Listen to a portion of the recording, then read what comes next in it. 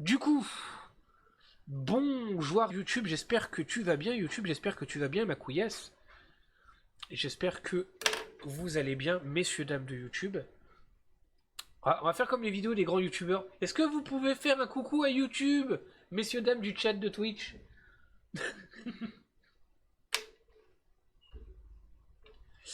Ça durera pas trop. Voilà, coucou Twitch. Coucou. Hashtag coucou. Enfin, YouTube. Je... je vous enjaille vos morts. Bon, du coup, bon joueur YouTube, j'espère que tu vas bien YouTube, encore une fois, je l'ai déjà dit, mais on s'en bat les couilles. Bienvenue à la review de Clash at the Castle, qui a eu lieu le week-end dernier. Et oui, on passe en mode, on passe en mode catch. Qui a eu lieu le week-end dernier, voilà. Je radote papy, exactement. Exactement, je suis pas encore papy. Je suis même pas daron. Mais peut-être d'âge, j'ai des cheveux blancs. Voilà. On va faire la petite review du mois pour le PLE. Alors, je pense que mon cher Didi, tu l'as vu. Mon cher Didi, je pense que tu l'as vu. Petit Piwi, je crois que tu suis plus trop. Mais c'est bien d'avoir Didi avec toi parce on va pouvoir un petit peu en parler. Je vais sortir mes petites notes parce que moi j'ai mes petites habitudes de vieux. Oui, en fait, oui, je suis un papy en fait. Voilà. Et ce qu'il faut savoir, c'est qu'à l'époque où je faisais des vidéos sur YouTube, quand je regardais un PPV, parce que voilà, j'avais du papier et je notais au fur et à mesure. Maintenant, ce que je fais, c'est que je regarde sur l'écran et j'écris mes notes sur un document papier, enfin sur un document bloc-notes sur l'autre écran, ce qui est pas mal. Ce qui est pas mal. Donc WWE Clash at the Castle. Petit vaguement oui, mais j'ai suivi. Ok, est-ce que on fera un petit global à la fin, mais j'espère que ça ne te dérange. Oui, t'as suivi. Bon, bref. Si vous avez pas vu le PLE, allez le regarder avant de vous faire spoiler, parce que je vais spoiler comme un gros bâtard. Voilà. Euh, Début de show qui m'a surpris parce qu'en fait, on a commencé le premier match du show pour le titre WWE indisputé. Là, je me suis dit merde. Commence le show avec le match pour le titre majeur. C'est qu'il va nous arriver quand il commence un PLE avec le match pour le titre majeur, c'est qu'il y a quelque chose. Tu peux te dire, il va y avoir un truc. Mais sur le coup, j'ai bugué. Je me suis dit, attends. Après, fin de compte, c'est pas forcément déconnant parce que ça a tout de suite mis dans l'ambiance. Le match avec Quit Match, c'est un petit peu. Alors, un PLE, c'est un Prime Live Event. Avant, ça s'appelait PPV Pay-Per-View. Ce sont les shows payants qu'il y a. Non, c'est pas un compte épargne. Plan d'épargne logement, j'avoue. C'est les shows payants qu'il y a tous les mois à la WWE, qui est donc la plus grosse fédération de catch au monde. Donc Prime Live Event. Et c'est le gros show payant du mois. Donc quand je dis le PLE commence, en gros c'est le show commence avec, avec tel match. Et du coup je me suis dit oui, ça m'a fait un petit peu rappeler, même si c'était pas pour le titre majeur, Backlash, quand on a commencé avec le match qui s'est transformé en Street Fight, c'était pas mal parce que ça a tout de suite mis dans l'ambiance. Et là c'est un petit peu pareil. On a commencé avec un match bien violent qui a tout de suite foutu dans l'ambiance, hein, ça a réveillé les gens. Ça a réveillé les gens. Non, mais il n'y a pas de souci. Bah, t'es blond, on ne voit pas, il n'y a pas trop de rapport parce que si tu connais pas, si tu connais pas le catch, si tu connais pas les termes, forcément, t'entends PLE, tu te dis, c'est quoi? Voilà. Un plan de logement épargne. Voilà. Donc, moi j'ai noté que le fait de mettre ce match en opener, je me suis dit, il va y avoir une dinguerie en main event. Parce que s'ils prennent le risque de mettre le match pour le titre le plus important de la compagnie, non, c'est important l'opener, mais qui prennent le risque de mettre le match pour le titre, le titre majeur de la compagnie en opener, c'est qu'il va y avoir un truc. Poulet légèrement enrobé, exactement. Exactement. Et ce qui est bien, c'est que du coup, on a commencé avec un match hyper violent. Alors, ça a commencé de 3 minutes avec du catch un peu classique. Puis ensuite, ça allait directement se foutre sur la gueule dans le public. C'était cool. On a eu le petit moment fun dans la fameuse Gorilla Position, qui est en gros, le point de contrôle où les, euh, comment ça s'appelle? Les dirigeants checkent le show et regardent que tout se passe bien. C'était sympa. Voilà, c'était sympa. À un moment donné, t'as Cody Rhodes qui porte une prise en 4 sur AJ Styles. Et je sais pas pourquoi ça m'a rappelé, pour ceux qui connaissent AJ Styles depuis un moment, moi ça m'a rappelé la TNA. Et ça m'a rappelé l'époque Fortune. Fortune de la TNA. Fortune qui était un groupe composé notamment de AJ Styles. Alors si je dis pas de conneries, il y avait AJ Styles, il y avait Kazarian, il y avait Bobby Roode et il y avait James Storm au début. Managé par Ric Flair. Managé par Ric Flair. Il y en avait d'autres, si je dis pas de conneries. Il y avait. Je me souviens plus des noms. Et je me demande s'il n'y a pas Rob Terry dedans. Je sais plus. Et à un moment donné, le groupe s'est retourné contre Ric Flair et on avait eu on avait eu du AJ Styles contre Ric Flair, forcément. Et je me suis dit, tiens, la prise en 4, ça a dû lui rappeler quelques souvenirs. Voilà. Le petit instant nostalgie qui m'a pris. J'ai noté un match lent, mais forcément violent et putain d'intensif. I Quit Match, on pense tous, je pense à ceux qui ont connu la génération Catch Attack, au I Quit Match entre John Cena et Randy Orton. On a eu l'apogée de Super Cena. Bah c'était cool. C'était cool. On a même eu du sang, alors moi ça me fait plaisir. Hein. On va dire t'es un psychopathe, t'aimes bien quand ça saigne, mais voilà. La stipulation I Quit Match, vachement bien exploitée. Le côté vicelard de AJ Styles, j'ai bien aimé. Mais vous me faites rire. D'accord. Bah, il faut rire, il faut rire. Rire, c'est la vie, messieurs, dames. Le côté psychologique du I Quit Match bien mis en avant. Cody Rhodes qui nous a fait un super Cody Rhodes hashtag John Cena. À un moment donné, ils ont sorti un petit sac en velours. Et là, je me suis dit, ah ouais, ils ressortent les punaises. Puis non, en fin de compte, c'était des menottes. J'étais un peu déçu. J'étais en mode, oh putain, vas-y, je voulais des punaises. Moi, je suis un enfoiré, je veux que ça souffre. Hein.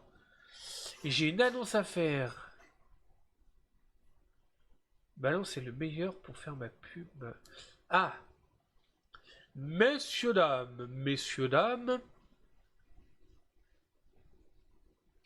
je vous annonce que mon chat sera en direct le 5 juillet à partir de 16h sur Radio Flamme. Vous pouvez écouter Radio Flamme sur 90.6 FM partout en France. Et sur internet, bien entendu. Vous allez sur internet, vous tapez Radio Flamme 90.6, je répète la fréquence, et vous pourrez avoir la chance d'écouter une chronique animée notamment par mon chat 1994 ici présent. Donc n'hésitez pas, vous prenez votre stylo, ou vous prenez votre clavier, vous mettez un post-it sur le PC et vous réservez votre 5 juillet à partir de 16h. 5 juillet, si je dis pas de conneries, c'est forcément un vendredi. Exactement, comment je suis trop fort. Et vous allez sur Radio Flamme. D'ailleurs, hein, on va tout de suite, parce que ça fait plaisir, Radio Flamme. Putain, j'arrive pas à me gratter le pifard, excusez-moi. Voilà, vous allez sur le site, hop, dont je vous laisse le lien ici présent. Excusez-moi. Voilà. Le lien ici présent. N'hésitez pas, Radio Flamme, je le répète, je me répète, Radio Flamme, animé par la chère Moncha ici présent, animatrice radio de qualité. Le sujet sera une surprise, et donc encore une fois, je vais vous voir avec votre stylo écrire le 5 juillet, je réserve mon heure au moins entre 16h et 17h, voire 18h. Hein. Vous pouvez l'écouter même en conduisant, parce que c'est un podcast. Et le sujet sera une surprise, mais en tout cas, vous aurez la chance d'avoir mon chat en direct, et ça, c'est cool. Voilà. Je pense que vous pouvez trouver de quoi je vais parler, mais oui, mais on aime bien les surprises. Moi, j'adore les surprises. Peut-être que comme tu as dit peut-être que comme tu as dit surprise, ça a parlé des Kinder Surprise. Je sais pas. Voilà, c'était nul, mais voilà, je l'ai sorti. C'était la petite instant promo pour mon chat. Ici là, j'aurai une meilleure voix, il n'y a pas de souci. Sinon, tu peux faire la fête nationale belge, exactement. Sinon, si t'as toujours la voix cassée, tu peux faire un podcast sur Renault. Comme ça, toi, avec la voix, tu seras dans le thème. Faire un podcast sur Renault. Tadada. On va parler... Pardon. On va parler des chocos, des Kinder Choco surprise. Voilà.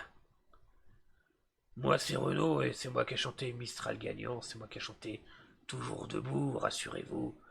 C'est moi qui ai chanté aussi Coronavirus. Et je l'ai fait 2 secondes, j'ai plus de voix. Bref, reprenons. On en était au match entre AJ Styles et Cody Rhodes pendant qu'ils se matraquaient la gueule. J'ai cru voir à un moment donné popper des punaises. On n'a pas eu de punaises, j'ai été en mode je veux les punaises. Mais il y a eu des menottes et Cody Rhodes s'est fait attacher les menottes et s'est fait matraquer la gueule. Voilà.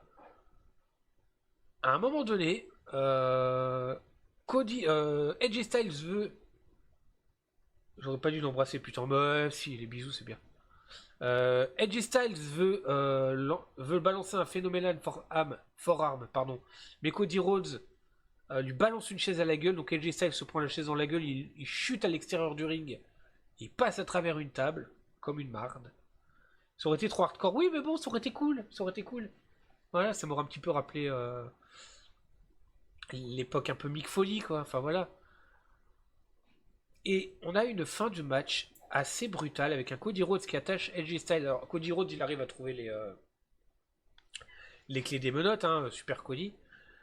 Attache AJ Styles avec, il commence à lui matraquer sa gueule à coups de kendo stick. Ça lui fout sur la gueule et puis il pète son câble, il sort du ring, il veut choper les marches d'escalier pour aller lui croque monsieur la gueule, genre. Et t'as AJ Styles qui fait I quit. J'ai trouvé ça un peu décevant. J'ai trouvé que AJ Styles a abandonné trop rapidement. Mais c'était cool. Moi, je me suis régalé. Le match était violent. Voilà, je voulais de la violente parce que je suis un gros bâtard. Mais c'était cool. Petit préquel au match. On a Solo Sikoa qui arrive par derrière. Titre. Et qui nargue un petit peu Cody. Il a l'air de dire wesh ma couille bravo. Bon bah maintenant c'est à mon tour.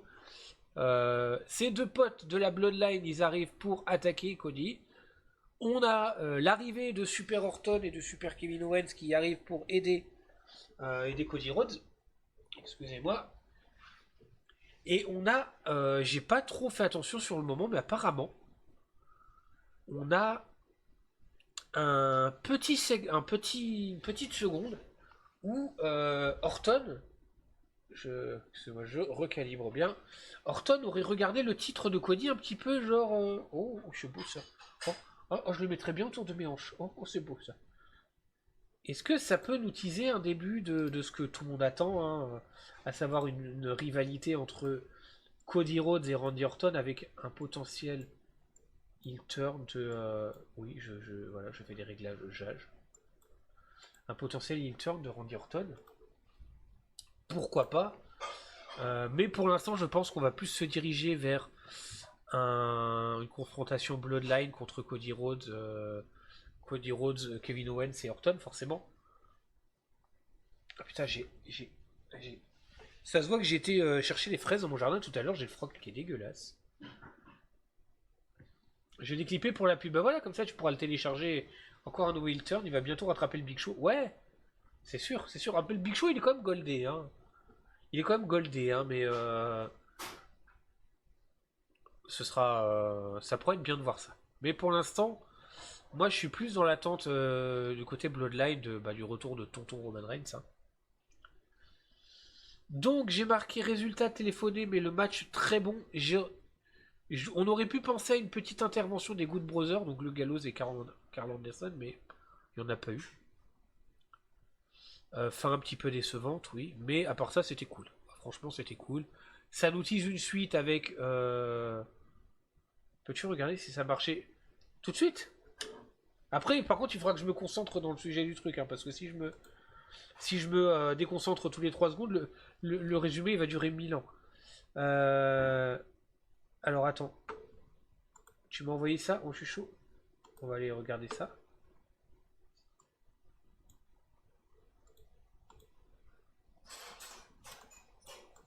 Excusez-moi. Voilà. Ici présent. Animatrice radio de qualité. Ça marche. Le sujet sera une surprise. Et donc encore une fois, je vais vous voir avec votre stylo. Écrire. Je vous laisse. Voilà. Il faut que vous preniez vos stylos encore une fois et que vous écriviez. Hein. Le 5. Le 5 juillet, messieurs, dames. Podcast à 16h. Radio Flamme. On va remettre le lien parce que voilà.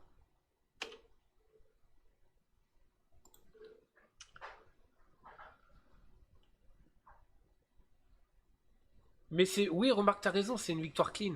C'est vrai que ça décrédibilise pas la victoire. On n'est pas encore sûr, parce qu'à l'instant T, euh, Karl Anderson et Luke Gallows sont face. Moi, j'ai pas l'impression de les avoir vus, ou alors je me trompe. J'ai pas l'impression de les avoir vus trop foutre la merde. À voir ce que ça donnera par la suite, à voir ce que AJ Styles va faire pour la suite, parce que j'ai l'impression qu'on va se diriger ailleurs pour Cody Rhodes, on verra. D'ici là. Alors ensuite, le match suivant, Ayla Dawn et Alba Fire contre Zoe Stark et Shayna Baszler contre Bianca Belair et Jade Cargill pour les titres féminins par équipe. J'ai noté forcément, ils ont suivi les pas de Styles. Ah ok d'accord, bon bah ok. Ok ok, bon bah alors cela dit, les Good Brothers, moi je les aime bien en heal. Voilà. Ils sont très bien en heal, je pense. Ils sont bien en face, mais en heal, ils ont un truc, une vibes un peu Bullet Club qui est pas mal. Qu'est-ce qui. Auditeur de SoundCloud, bienvenue. Bienvenue, auditeur de SoundCloud. J'espère que tu vas bien. Bienvenue, n'hésite pas à t'installer, à te poser et à écouter ce petit résumé, cette petite review WWE. D'ailleurs, au passage, j'arrête ce que je suis en train de dire pour vous faire un petit peu de promotion de la FIAC. La FIAC, c'est donc la petite fédération que j'ai faite sur WWE 2K23. Et vous pouvez voir toutes les ceintures qui sont les ceintures de la FIAC. De la gauche à la droite, donc on a le titre majeur champion du monde de la FIAC, le titre champion féminin de la FIAC. En bas, le titre international de la FIAC, le titre de champion tag team, le titre hardcore et en haut, le titre internet. Vous pouvez retrouver la FIAC tous les mois, une fois par mois, sur cette même plateforme que vous êtes actuellement en train de regarder. Et vous pouvez aussi retrouver les résumés de tout ceci sur la chaîne YouTube. Vous avez les résumés de la FIAC, vous avez les rediffusions de reviews du coup coucou YouTube. Et vous pouvez également trouver certains clips que je fais en vidéo short. Voilà. C'est bizarre quand je fais de la pub pour moi, tout de suite je suis moins convaincu que quand je la fais pour les autres. C'est là qu'on voit que je préfère mettre en avant les autres que moi-même. Donc oui, le match féminin pour les titres par équipe est forcément un match triple threat, donc plus rythmé. Il y a eu... il y a quelque chose qui n'allait pas durant ce PLE et on va en parler deux fois. Enfin, qui a généré deux soucis. Je pense que tu sais de quoi je vais parler, mon cher Didi.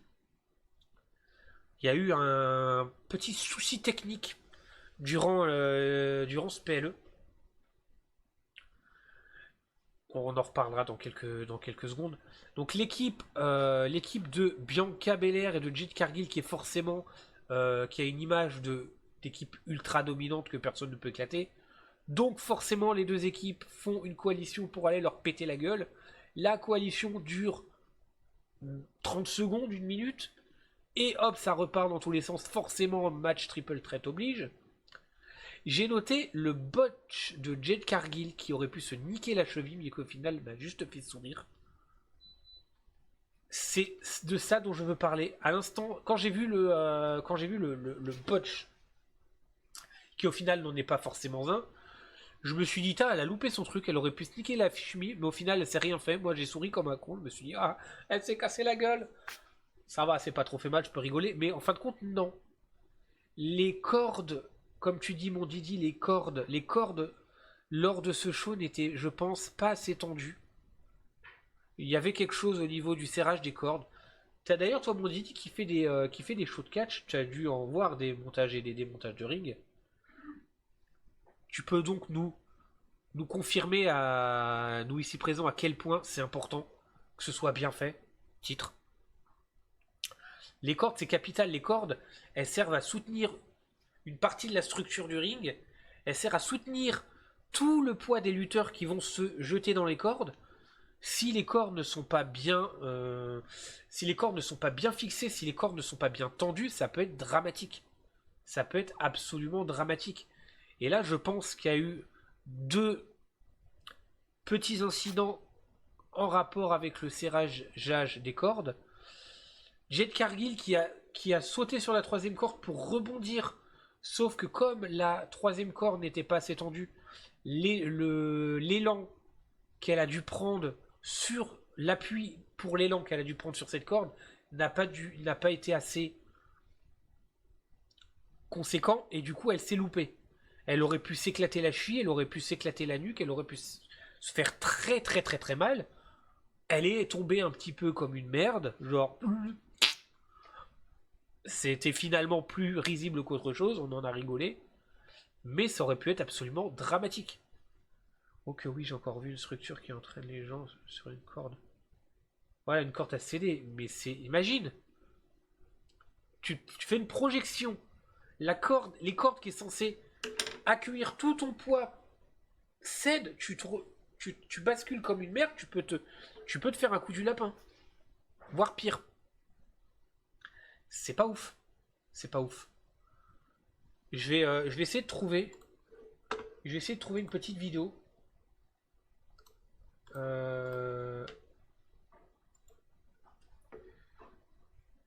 Alors.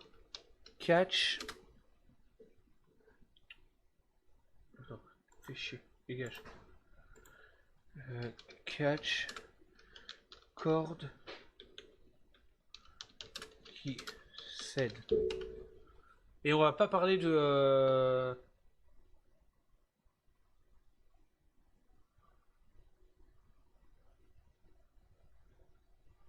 On va pas parler du cas Brock Lesnar. Voilà. Je vais vous montrer cette vidéo là. On va passer juste l'espace d'un moment. On va juste passer l'espace d'un moment en mode reportage Jade. Je suis désolé pour que vous voyez un peu le truc. Voilà. Vous avez ce...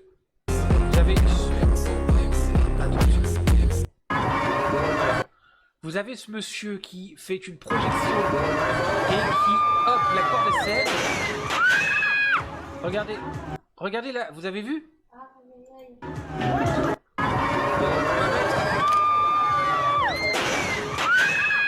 Voilà. Et ça, c'est pas du scénarisé. Ça, c'est pas du scénarisé, c'est un accident technique. Les cordes ont cédé. Ils se retrouvent avec la nuque éclatée. Voilà. C'est tout ce que j'ai à... On va retourner en écran de regardage. Vous pouvez voir mes sublimes notes. Ça peut être absolument dramatique. Il a continué le catch après ça, le monsieur? Je sais pas. Je sais pas. Je montre juste la vidéo. Mais j'espère en tout cas qu'il s'est juste pas... qu'il a pas fini en fauteuil roulant. Tout simplement déjà. Donc ouais, c'était pas ouf quoi. Le match en lui-même, il était pas... C'était pas un match de ouf. On va pas se le cacher, c'était pas un match de ouf. Il y avait le côté un peu triple threat qui donnait du rythme, mais c'était pas oufissime. On a eu un moment de confrontation entre Shayna Baszler et Jade Cargill où clairement Shayna Baszler a mis très cher à Jade Cargill en mode soumission et c'était intéressant. C'était intéressant.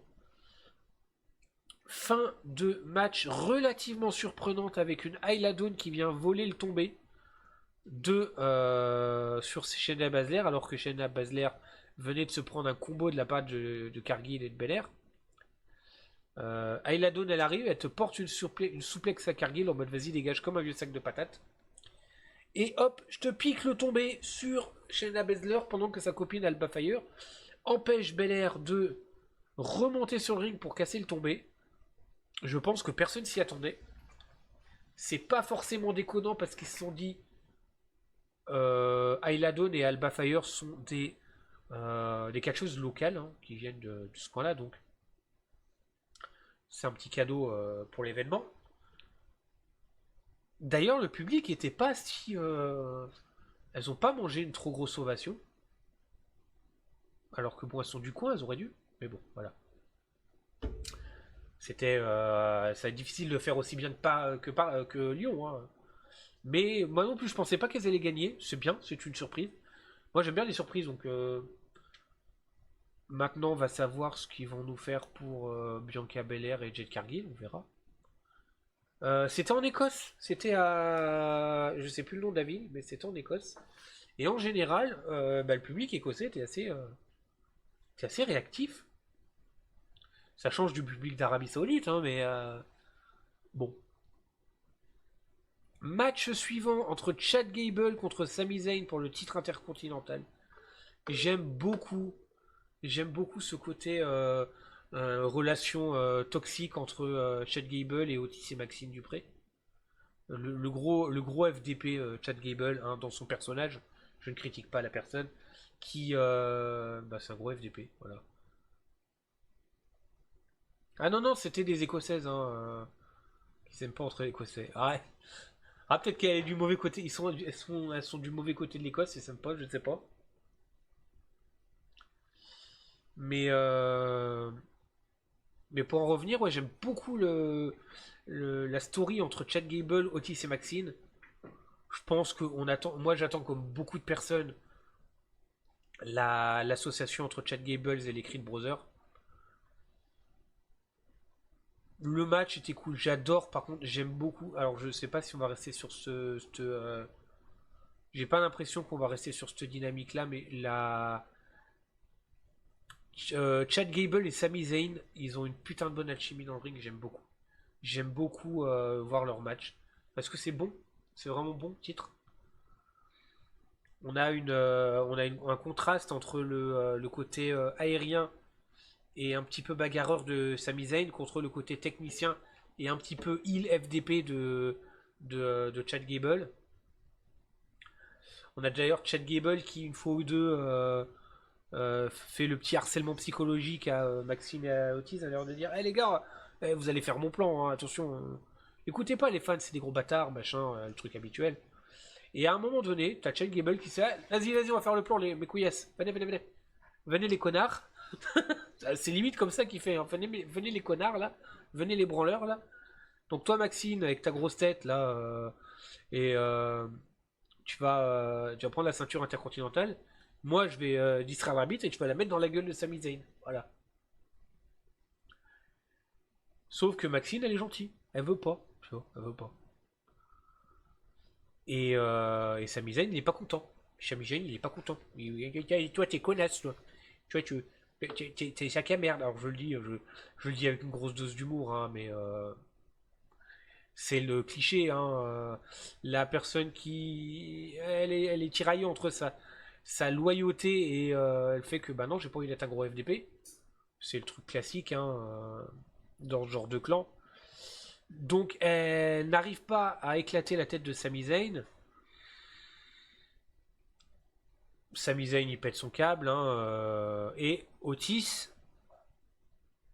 mode oh, tu touches pas à ma copine. Voilà, c'est ça en fait. Hein, j'adore Otis, hein, j'adore le côté un peu grand frère qui s'interpose entre, entre Gable qui va aller s'en prendre entre guillemets à Maxine. Et du coup, Sami Zayn. Alors attends, parce que Otis il se prend des coups dans sa gueule à un moment donné. Otis qui prend très cher. Hein, Otis qui se prend un saut suicide de la part de Sami Zayn et un de Chad Gable. Voilà. Et à un moment donné, alors de temps en temps, on a le fameux giga Chad moment de Chad Gable, sauf que là, on a le pas giga Chad moment de Chad Gable avec avec Chad Gable qui porte un ankle lock à Sami Zayn. Mais Sami Zayn, il arrive à s'en sortir et en se dégageant en retournant la prise en s'en dégageant, Giga Chad, hein, le pas Giga Chad du coup, il est projeté sur Maxine. Mais il atterrit hein, bien en position manchette sur la jambe, sur la cheville. Et à ce moment-là, Otis, il regarde, il regarde Chad Gable de la même manière que je l'aurais regardé s'il avait tapé un croc dans mon couscous. Genre, je vais te bouillave ta race. Voilà. Bon, il arrive à se calmer quand même, mais le regard d'Otis à ce moment-là, si tu viens et que tu tapes un croc dans mon couscous, je fais le même. Je te regarde pareil, genre, je vais te bouillave tes grands morts. Voilà. Otis, il en a marre, il se casse. Gable, il est en mode portez pas les copains. Sami Zayn, je te mets un Eluva Kick dans ta grosse gueule. Et hop, je gagne le match. Magnifique. Hop. Simple, efficace, c'est pas cher. C'est Sami Zayn que je préfère. J'ai hâte de voir donc le break de l'Alpha Academy. Je vais pas spoiler, mais j'ai vu à peu près, j'ai vu le résultat de Raw. Voilà. Et hâte de voir donc association de Chad Gable et des Creed Brothers. Ça me fait toujours marrer ce genre de scène, genre les mecs qui sont pas capables de comprendre que c'est. Ah non mais oui mais c'est ça, c'est ça. C'est pour ça que je dis ça avec un accent un peu comme ça pour faire le côté goofy. C'est très scénarisé, c'est très machin, mais bon bien sûr que tu vois que c'est un incident forcément. Mais bon c'est pour le scénario, hein. Et si c'est pour le travail, voilà.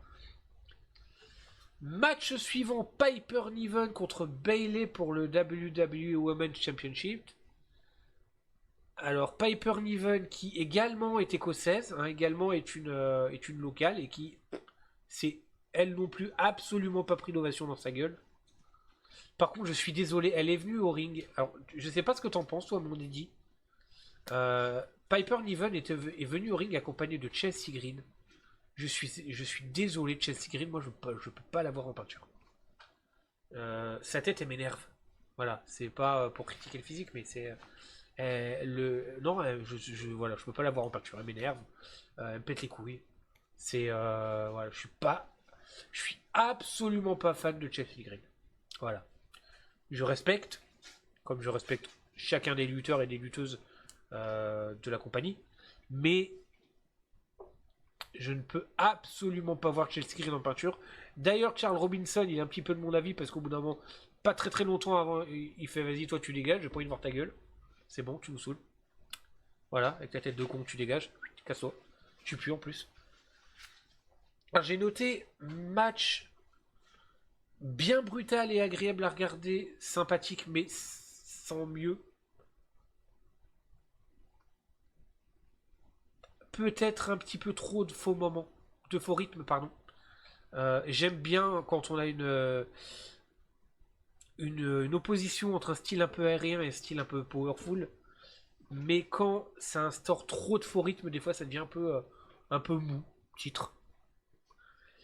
Et Chelsea Green, qui d'ailleurs à un moment donné du Chelsea Green rappelle trop l'ancienne. Ouais, c'est ça. Son perso est tellement excentrique, je trouve, elle a la tête pour... Ouais, après voilà, elle fait bien le truc, mais moi je suis pas du tout... Et c'est vrai que ça me rappelle un peu trop l'époque Diva. C'est vrai que ça rappelle un petit peu trop l'époque Diva, et moi je suis pas... Je suis pas... Voilà, l'époque Diva c'était pas mon délire, quoi, mais... Et donc Chelsea Green qui revient avec avec un masque de Rey Mysterio, mais elle revient juste pour foutre la merde, quoi. Et à ce moment-là, j'ai noté, je me suis littéralement dit, mais wesh, c'est vraiment une gogole. Je me suis dit, mais wesh, quel gogole, genre l'arbitre, il va pas te reconnaître. C'est littéralement ce que je me suis dit, j'écris mot pour mot ce que mon cerveau s'est dit. Mais wesh, quel gogole, genre l'arbitre, il va pas te reconnaître. Tu pues la merde. J'ai pas dit tu pues la merde, j'ai pas écrit tu pues la merde, mais bon, c'est à peu près pareil. D'ailleurs, les commentaires sur le network qui disaient Rey Mysteria, ça m'a fait rigoler. C'est nul, mais ça m'a fait rigoler. Et en plus, après avoir fait de la merde, elle se fait déboîter par Bayley. Titre. Très gros titre. Et ça, du coup, ben, c'était cool. Voilà. Titre. Donc, on a une fin de match avec Bayley qui contre un. Alors, la fin de match est un peu bizarre. Euh, on a. Comment ça s'appelle Piper Niven qui peut porter une prise à Bayley. C'est pas la Celtic Cross, mais je me souviens plus. C'est une prise que Sheamus portait. C'était une prise que Sheamus portait. Irish Curse, quoi, je crois que ça s'appelait. Le Irish Curse, quand il te porte et qu'il te retombe comme ça sur les épaules. Mais Bayley arrive un petit peu à se faufiler, transformer ça en petit paquet et hop, gagner le match là-dessus. Donc on a Bayley qui va affronter Nia Jax à SummerSlam. Donc Nia Jax, Queen of the Ring, forcément. C'est pas... C'est pas forcément un mal de faire cette fin de match là. Pourquoi? Parce que c'est une fin de match qui... c'est un petit paquet au final, donc ça ne décrédibilise pas trop Piper Niven. Parce qu'elle a gagné avec un petit paquet, donc voilà, tu peux te dire, bon, ça n'affaiblit pas trop Piper Niven, et ça c'est cool. Maintenant, Nia Jax contre Bayley à SummerSlam, je pense que ça peut être cool. Ça peut être cool. Et c'est con ce que je vais dire, mais pour le prestige du Queen of the Ring et pour le prestige du King of the Ring, bah, ce serait bien que Nia Jax gagne le titre à SummerSlam. Non pas que j'ai réellement beaucoup envie de voir Nia Jax championne, bien que depuis qu'elle est revenue, franchement, c'est très propre ce qu'elle fait. C'est bien de continuer à recrédibiliser le King et Queen of the Ring. Donc, pour continuer cet élan-là, je pense qu'il faudrait qu'elle gagne. Voilà, tout simplement. Et on arrive au main event. On arrive au main event entre Drew McIntyre et Damian Priest pour le World Heavyweight Championship. Elle voulait Ah, j'ai pas compris. Elle voulait se faire passer pour Zelina Vega. Ah ouais. Oh la vache. Ah, j'ai pas capté la ressemblance. D'accord. Ah ouais. Ah, mais moi, je suis un peu blond aussi, tu vois. Donc oui, l'interprétation de Scotland the Brave, très fun, avec les en mode instrumental. J'ai marqué Drew qui rentre comme un putain de roi. C'était le roi du monde. C'était le roi de cette arène. Il est rentré comme papa. Pas comme papa non maman, il est juste rentré comme un papa. Genre le daron qui rentre chez lui, tout le monde est content de le voir. Là c'était pareil. Drew McIntyre, il est arrivé, le putain de roi de ce monde. Il est rentré comme un daron. Damien Priest qui fait son entrée tout seul parce que les membres de Judgment Day sont bannis du ringside. Ce qui a permis à Damien Priest de faire son match tout seul, donc d'être crédible en tant que champion, et ça c'est très cool. J'ai marqué que j'adorais le style de McIntyre et Priest, qui est à la fois très powerful et très athlétique et agile. Damien Priest qui nous fait le moment de ouf de ce match. Je sais pas si ça va passer, j'espère que je vais pas me faire. Priest. Je vais montrer vite fait le moment, si j'arrive à voir le moment. Mais c'était... on a eu un autre moment monstrueux. On a eu un autre moment monstrueux avec Damien Priest qui s'est également loupé dans les cordes. Dû à la non-tension des cordes. Alors.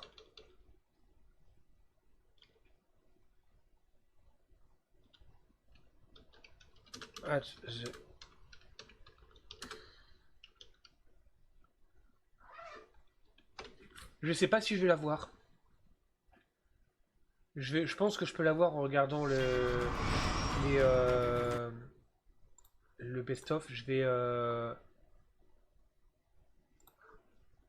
Voilà, je vais tout de suite. Je vais juste mettre le moment insane où où il est obligé, c'est obligé d'avoir ce moment-là. S'il n'y a pas ce moment-là dans les highlights, c'est de la merde. Parce que j'ai pas l'impression qu'il y a là et c'est de la grosse merde. Parce que littéralement, c'était dingue.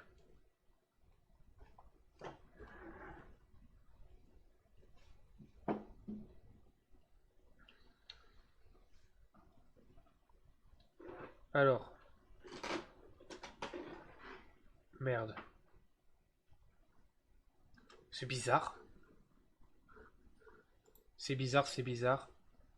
Ah non, mais par contre, ouais, là, moi j'ai eu très peur. J'ai franchement eu peur. Hmm.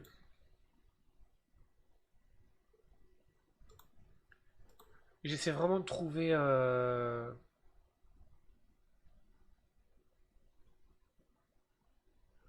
Alors, Damien Priest. J'essaie de trouver le truc, sauf que là,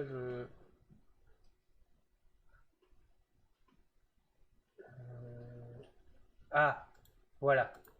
Voilà, voilà, voilà, voilà. Ça va être le deuxième moment. Messieurs, dames. Voilà ce qui s'est passé. Alors, je pense que pour quelques secondes, ça devrait le faire. Pour qu'un chaton arrête de pleurer pour rien. Oh, j'en ai beaucoup des solutions, mais c'est pas très halal. Je peux le mettre dans la friteuse. Non, je rigole, j'adore les animaux. Alors voilà, je vais vous montrer ce que a subi ce pauvre Damien Priest. Voilà. On va remettre les cordes qui ne sont pas tendues. Et hop, je me coince la cheville comme ça. Regardez la position, c'est monstrueux. En fait, les cordes, on voit bien la non-tension des cordes. Et sa cheville, regardez la position de sa jambe. Regardez la position de sa cheville, c'est absolument monstrueux. Là, à partir de ce moment-là, ça m'a un peu perdu. Ça m'a un peu perdu. Parce que là, j'ai vu la position de sa jambe. J'ai vu que il aurait pu s'éclater la nuque sur le rebord du ring. Et là, on peut voir que même à l'instant T, Drew McIntyre qui est dans le match, ils sont à deux en train de attendre. Ils essayent de. On va essayer de le faire quelque chose, quoi. C'était absolument monstrueux. Il a dû s'éclater. Ah oui, oui, oui, oui, il a dû s'éclater. Il a dû s'éclater le corps. La cheville, j'espère qu'on n'apprendra pas dans les jours à venir, voire semaines à venir, qu'il y a une blessure. Mais c'est dramatique. C'est dramatique et il aurait pu s'éclater la nuque. Il aurait pu s'éclater la nuque. Voilà. C'est pour ça que je reviens sur cette histoire de corde. Après, j'ai eu du mal à. Moi, je regardais la cheville après. Je regardais la cheville, je me disais, j'espère que ça va. Le pauvre. Le pauvre. On a bien vu, j'ai marqué qu'on a bien vu McIntyre aider Priest à se dégager la cheville de cette espèce de truc monstrueux, en espérant que la cheville ne soit pas blessée. Damien Priest a continué le match quasiment sur une jambe. Donc que ce soit du je vends une douleur ou que ce soit pas du selling, euh, il est hyper crédible en tant que champion du monde poids lourd, Damien Priest. C'est bien. Moi, j'aime beaucoup Damien Priest. Euh, et là, c'est con, mais ça l'a crédibilisé. Ça l'a crédibilisé en tant que champion. Et j'espère qu'il n'est pas blessé. J'espère qu'il est absolument pas blessé. Damien Priest qui se prend un gros Claymore kick dans la gueule de la part de Drew à travers la barrière de sécurité. J'ai dit, waouh, ça doit faire mal au cul. À la gueule aussi. Et à un moment donné du match, vers la fin du match, on a l'arbitre qui se prend Damien Priest dans la gueule, qui se retrouve à projeté à l'extérieur du ring, donc arbitre KO. Qu'on attend de le voir. Mais oui, mais c'est ça, c'est ça. Et on a un monsieur en arbitre qui arrive en courant pendant que le tombé est fait et qui s'arrête à 2. Et là, je me suis dit, tiens, c'est bizarre, je la connais cette coupe de cheveux. Enfoiré CM Punk. Gros bâtard. Quand je dis gros bâtard, je parle du côté un peu vicelard. Je ne critique absolument pas CM Punk, hein, mais c'est un gros coup de pute qu'il lui a fait. Drew McIntyre veut lui péter sa gueule, mais en plus CM Punk lui met un gros coup dans les boulasses. Voilà. Et le je t'ai niqué ma couille. S'il est arrivé, il a fait 1, 2. Drew il a regardé genre wesh, je t'ai niqué. C'est exactement ça. Le coup dans les boulasses que CM Punk il lui a mis. Drew McIntyre, je suis désolé, t'auras pas de gosse. Je sais pas si t'en as, mais si t'en as pas, bah je suis désolé, c'est fini. Et Damien Priest qui en profite pour lui porter son chokeslam et gagner le match, forcément son South of Heaven chokeslam. Drew qui s'est encore fait entuber à Clash at the Castle. Drew qui va faire des cauchemars de Clash at the Castle, je crois qu'il va l'avoir en horreur. Et Damien Priest qui va affronter Gunther à SummerSlam. Pareil, j'apprécie beaucoup Damien Priest. Mais je pense que pour l'image, pareil, redorée du King of the Ring, il faudrait que Gunther gagne à SummerSlam. En plus, Gunther, c'est un peu le boss du game. Il faudrait que Gunther gagne à SummerSlam. Même si j'apprécie beaucoup Damien Priest et que je le trouve crédible en tant que champion. Faites gagner Gunther à SummerSlam et puis après voir ce que...